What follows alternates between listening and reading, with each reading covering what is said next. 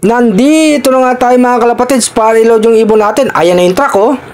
May mga pan-shears na dito. Dala yung mga ibon nila. Papahingayin muna natin sila ng konti mga kalapatids.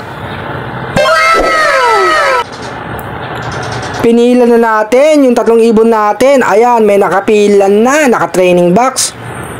Si Boss J, naglalagay ng sticker.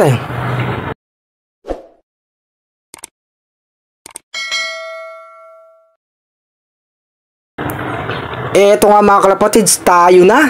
Si Flying Becard, ang lalaking ibon. Nilalagyan ng sticker oh, mga kalapatids oh. Abang-abang na naman sa linggo. Pasakaw, Camarines Sur. Nakaabot nga silang derby mga kalapatids. Flying Becard, uwi ka ah. Isa sa inaasahan natin to mga kalapatids.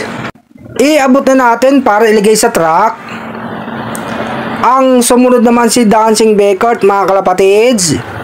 Iwan nyo muna yung itlog niya. Lilipad muna siya ng pasakaw mga kalapatids.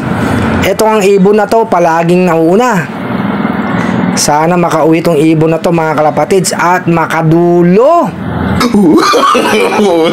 Malamang baka ito pa rin ang mauna sa pag-uwi.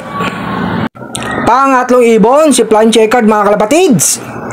Hindi natin akalain na uuwi ito sa loob natin mga kalapatids. Ang tagal na panahon. Nagulat na lang tayo isang araw. Umuwi siya.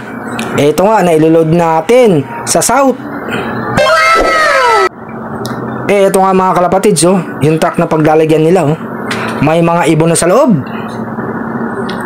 Ito nga muli sa Arcelor mga kalapatids. Masaya tayo nakaabot ng derby mga alaga natin.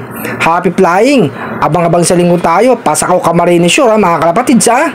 Support lang kay Arcelor.